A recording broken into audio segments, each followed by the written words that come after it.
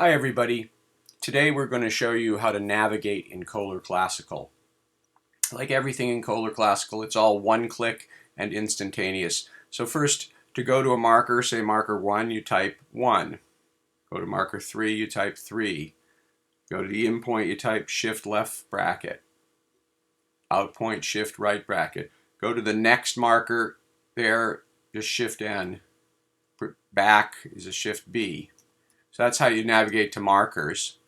To navigate to the tracks, the destination is D for destination, F1 for the first source track, F2 for the second source, F3 for the third source, and so on.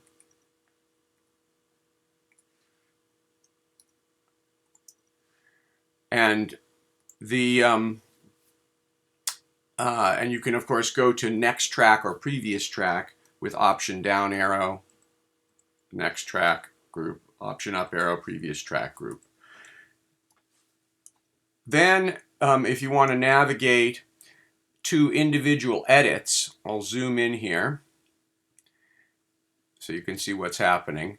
If I hit N, it takes me to the left edge of the next edit, then to the center point of the edit, the right point of the edit, and then keep hitting it, and it keeps stepping through the edits and or the marks as well. So if there's a mark, there's a marker, left edge, middle, right edge, and B takes you backwards, B.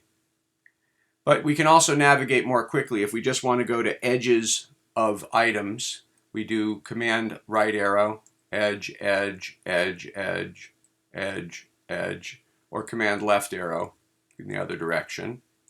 Or if we want to go directly to the centers of subsequent crossfades, we do control option command and then right or left arrow. So this is next center, center of next one, center of next fade, center of next fade, center of next fade, and the reverse going to the left. Or if we want to go to a fade and immediately audition it, we hit shift right or left arrow. So shift right arrow, I'm auditioning that fade immediately. So let's say if I want to audition a few fades in a row, I go shift right arrow, then shift right arrow, shift right arrow, or shift left arrow takes me backwards. Each one immediately auditioning. We can also go to the beginning and end of track, which is option command right arrow to the end of the track, option command left arrow to the beginning of the track, option command down arrow to the beginning of the next track or the beginning of the previous track. We can also do this navigation while inside of the fade edit mode, which we'll learn about in another video, but I'll show you that in a minute. The other thing we can do for navigation is we can zoom to all different levels very quickly. So to zoom into a time selection, we just make the time selection, we hit Z, and we're zoomed into that. If there's no time selection and we have an in point and an out point set, so here's an in point, here's an out point, we hit Z now, it'll zoom to that. If we don't have both an in and an out point set, so if I delete my out point, but we do have some items selected, let's say I had these two items selected, and we hit Z, then it zooms to those two items. If we hit Shift Z, it immediately zooms to everything on that track group. If we hit the letter A, it zooms to everything in the entire project. This is very useful if you have a take sitting outside somewhere. Like let's say I took a copy of this, put it over here. Okay, but so now if I was editing in the destination and I zoom to the destination, I might not see it. But if I type the letter A, it immediately shows me everything in the project. Now, if we go inside of a fade, we can navigate using the arrow keys and a couple of other commands. So let's say I zoom into this fade by typing the letter F. I hit the right arrow, brings me to the next fade, next fade, next fade. Left arrow takes me to previous fade, previous fade, previous fade. You can also quickly jump to a different fade. Let's say I want to edit this fade I just put my cursor near it and I type Shift Z. Now I'm editing that fade. That's without zoom. If I want to edit that fade and zoom to it, I hit F, and that will zoom to it. So either Shift, you can also just click on a fade. If I click on this fade, I'm now editing that fade. You can also tell by the highlighting which fade is being edited. The stuff in pink is not being edited. The white and blue are, and the fade between the white and blue is what's being edited here.